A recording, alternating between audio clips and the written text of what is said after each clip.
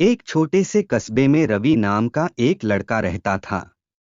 बचपन में ही पिता की मृत्यु हो जाने के कारण परिवार की आर्थिक स्थिति बड़ी दयनीय थी। समीर की मां कुछ पढ़ी लिखी जरूर थीं, लेकिन उतनी पढ़ाई से नौकरी कहाँ मिलने वाली थी। सो घर घर बर्तन मांजकर और सिलाई बुनाई का काम करके किसी तरह अपने बच्चे को पढ़ा लिखा रही थीं। रवि स्वभाव से थोड़ा शर्मीला था और अक्सर चुपचाप बैठा रहता था। एक दिन जब वो स्कूल से लौटा तो उसके हाथ में एक लिफाफा था। उसने माँ को लिफाफा पकड़ाते हुए कहा, माँ, मास्टर साहब ने तुम्हारे लिए ये चिट्ठी भेजी है, जरा देखो तो इसमें क्या लिखा है। माँ ने मन ही मन चिट्ठी पढ़ी और मुस्कुराकर बोली, बेटा, इसमें लिखा है कि आपका बेटा काफी होशियार है। इस स्कूल के बाकी बच्चों की तुलना में इसका दिमाग बहुत तेज है और हमारे पास इसे पढ़ाने लायक शिक्षक नहीं हैं, इसलिए कल से आप इसे किसी और स्कूल में भेजें।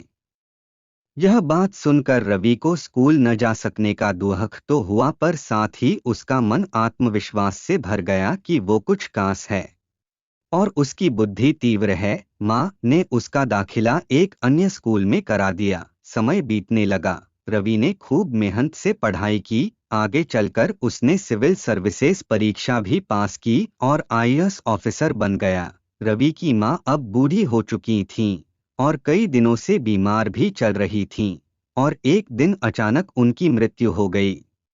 रवि के लिए ये बहुत बड़ा आघात था। वह बिलख बिलख कर रो पड़ा। उसे समझ नहीं आ रहा था कि अब अपनी माँ के बिना वो कैसे जिएगा। रोते रोते ही उसने माँ की पुरानी अलमारी खोली और हाथ में उनकी माला, चश्मा और अन्य वस्तुएं लेकर चूमने लगा। उस अलमारी में रवि के पुराने खिलौने और बचपन के कपड़े तक संभाल कर रखे हुए थे। रवि एक एक कर सारी चीजें निकालने लगा और तभी उसकी नजर एक पुरानी चिट्ठी पर पड़ी। दरअसल ये वही चिट्ठी थी जो मास्टर साहब ने उसे 18 साल पहले दी थी। नम आंखों से समीर उसे पढ़ने लगा। आदरणीय अभिभावक, आपको बताते हुए हमें अफसोस हो रहा है कि आपका बेटा रवि पढ़ाई में बेहद कमजोर है और खेलकूद में भी भाग नहीं लेता है। जान पड़ता है कि उम्र के हिसाब से रवि की बुद्धि विकसित नहीं हो पाई है।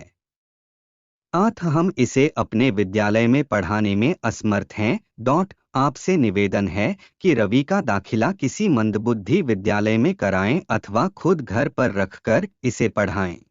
सादर, प्रिंसिपल। रवि जानता था कि भले अब उसकी माँ इस दुनिया में नहीं रही, पर वो जहाँ भी रहें उनकी ममता, उनका आशीर्वाद सदा उस पर बना रहेगा। माँ से बढ़कर त्याग और तपस्या की मूरत भला और कौन हो सकता है।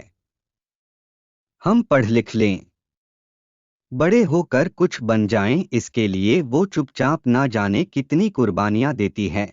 अपनी जरूरतें मारकर हमारे शौक पूरा करती है।